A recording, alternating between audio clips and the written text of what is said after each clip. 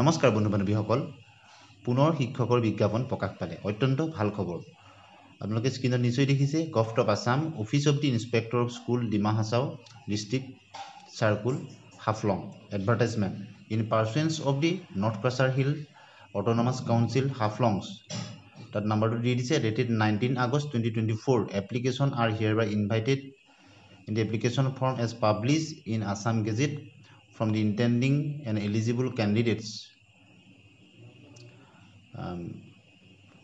from the permanent residents of Assam for filling up the following various categories of the teachers in elementary education department.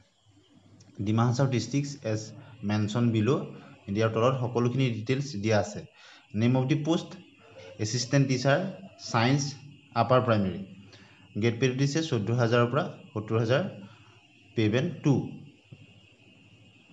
Payment 2 পৰিছে gate pay দিছে 8700 আৰু number of post 10টা ওলাইছে qualification দিছে BSc royal হ'ব লাগিব from UGC recognised university and 2 years diploma in elementary education অথবা bachelor of education অৰ্থাৎ বিএড ডিগ্ৰী থকা হ'ব লাগিব আৰু candidate must B qualified upper primary TET special upper primary special TET অথবা আসাম TET অথবা সেন্ট্রাল TET উত্তীৰ্ণ হ'ব লাগিব আৰু দ্বিতীয়তে আপোনালোকে দেখিছে এসিস্ট্যান্ট টিচাৰ ইন্টাৰমিডিয়েট ওলাইছে ইয়াত এটো পেমেন্ট 2 দিছে আৰু গ্ৰেড পে 6400 দিছে ইয়াত 97টা পোষ্ট ওলাইছে আৰু ইয়াত দিছে বেচেলৰ অফ এডুকেশ্যন যেটো আপোনাৰ যেটো এডুকেশনাল যেটো কোৱালিফিকেশ্যন দিছে বা bachelor of elementary education candidate must B upper primary special TET অৰ্থাৎ ডিএলএড উত্তীৰ্ণ বা বিএড উত্তীৰ্ণ হ'ব লাগিব আপাৰ প্ৰাইমেৰী স্পেশাল টেট অথবা আসাম টেট উত্তীৰ্ণ হ'ব লাগিব অথবা সেন্ট্ৰাল টেট কোৱালিফাইড হ'লে হ'ব আৰু 3 নম্বৰতে আছে আসামিজ ল্যাঙ্গুৱেজ টিচাৰ এটো ইন্টাৰমিডিয়েট পোষ্ট এই দুইটা 2 নম্বৰ 3 নম্বৰ ইন্টাৰমিডিয়েট পোষ্ট এইখিনি আসামিজ ল্যাঙ্গুৱেজ টিচাৰ ইন্টাৰমিডিয়েট পোষ্টত ওলাইছে 20টা ঠিক একেধৰণে graduation from any recognised university with Assamese as one of the subject Asomiya এটা সাবজেক্ট হিচাপে লৈ গ্ৰেজুৱেচন হ'ব লাগিব ৰিকগনাইজড ইউনিভাৰ্চিটিৰ পৰা আৰু ডিপ্লোমা ইন এলিমেণ্টাৰী এডুকেশ্যন হ'ব লাগিব অথবা অৰ্থাৎ ডিএলএড অথবা বিএড থাকিব লাগিব 2 বছৰীয়া আৰু ক্যান্ডিডেট জনে আপাৰ প্ৰাইমেৰী টেট উত্তীৰ্ণ হ'ব লাগিব আপাৰ প্ৰাইমেৰী স্পেশাল টেট অথবা আসাম টেট অথবা সেন্ট্ৰাল টেট কোৱালিফাইড হ'ব লাগিব 4 নম্বৰতে হিন্দী টিচাৰ পোষ্ট ওলাইছে হিন্দী টিচাৰ 22টা পোষ্ট ওলাইছে প্ৰবীণ ৰত্ন অথবা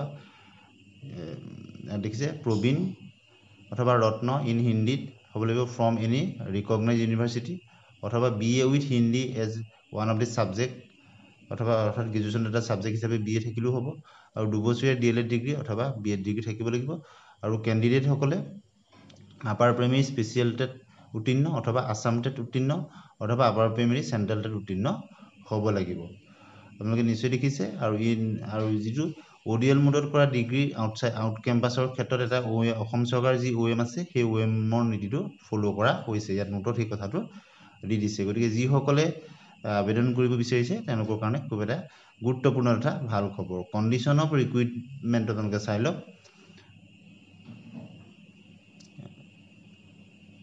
এই প্ৰথমটো সকলোতে থাকে যে যিকোনো সময়তে এটো কি কৰিব পাৰিব কেনসেল কৰিব পাৰিব এডভাৰটাইজমেন্টটো এইখিনি হেতু দিছে প্ৰথমটো দ্বিতীয়টো দিছে যে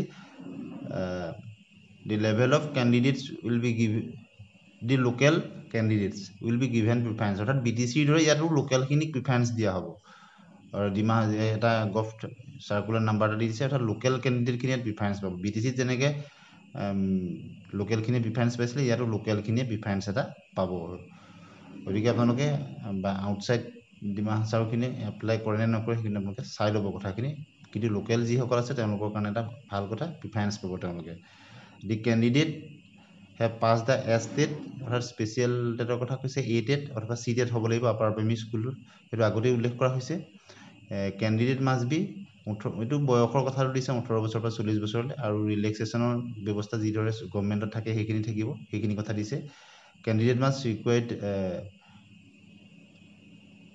genuineness of all the information সকলোখিনি ইনফৰমেশন থাকিব লাগিব আৰু এলিজিবল ক্ৰাইটেৰিয়া তেওঁ মেইনটেইন কৰিব লাগিব সেই সকলোখিনি ক্ৰাইটেৰিয়া খিনি দিছে আৰু কিবা ধৰণৰ যদি ৰং ইনফৰমেশ্যন দিয়ে তাতে তেনেধৰণৰ কথাখিনি হ'ব। এই সকলোখিনি আপোনালোকে পঢ়ি ল'ব, নহয় বহুত দীঘলীয়া হৈ যাব। গতিকে ইয়াত এজ ইউজুৱেল যি এডভাৰ্টাইজমেণ্ট যিখিনি থাকে সেইখিনি কথা ইয়াত আছে।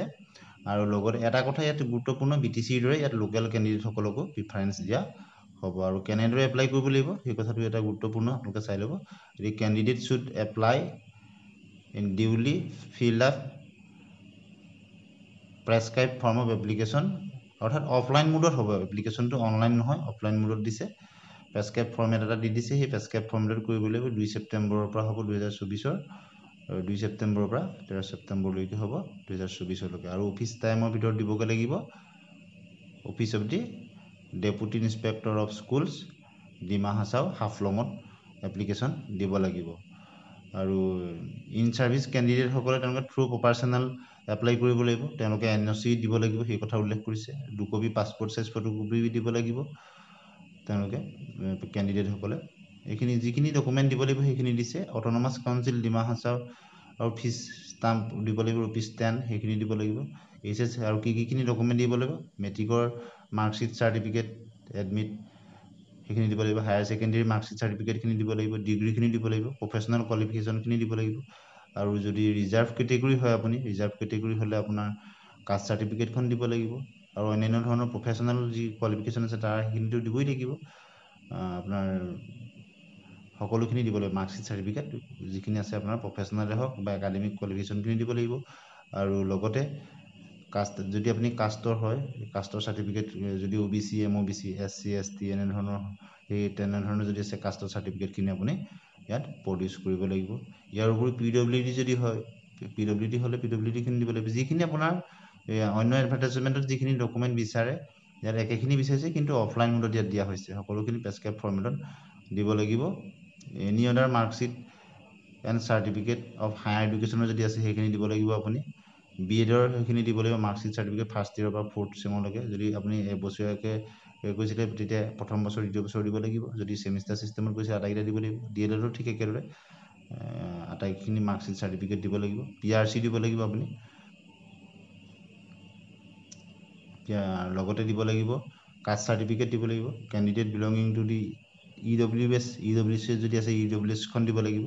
গতিকে ৰিকুৱাৰ্ড সকলোখিনি ডকুমেণ্টছ আপুনি দিব লাগিব। আৰু নিৰ্দিষ্ট সময়ৰ ভিতৰত অফিচ টাইমত দিব লাগিব, অফলাইন মোডত দিব লাগিব। গতিকে আপোনালোকে আবেদন কৰাৰ আগতে সকলোখিনি এলিজিবিলিটি ক্ৰাইটেৰিয়া চাই ল'ব। আমি থুলমূলকৈ এতিয়া আভাস আপোনালোকক দি দিছোঁ। গতিকে এটা খুব ভাল খবৰ বুলি ক'ব লাগিব, যিহেতু বহুত এডপাছ প্ৰাৰ্থী আছে, বিশেষতঃ ডিমা হাছাও প্ৰাৰ্থীসকলৰ কাৰণে এইটো অত্যন্ত ভাল খবৰ। আৰু গতিকে এনেধৰণৰ শিক্ষামূলক বাতৰি সম্পৰ্ক খবৰৰ কাৰণে আমাৰ চেনেলৰ লগত সংযুক্ত হৈ থাকিব। প্ৰথমবাৰৰ কাৰণে যদি চাইছে ছাবস্ক্ৰাইব কৰি দিব, ভাল পালে লাইক আৰু শ্বেয়াৰ কৰি দিব।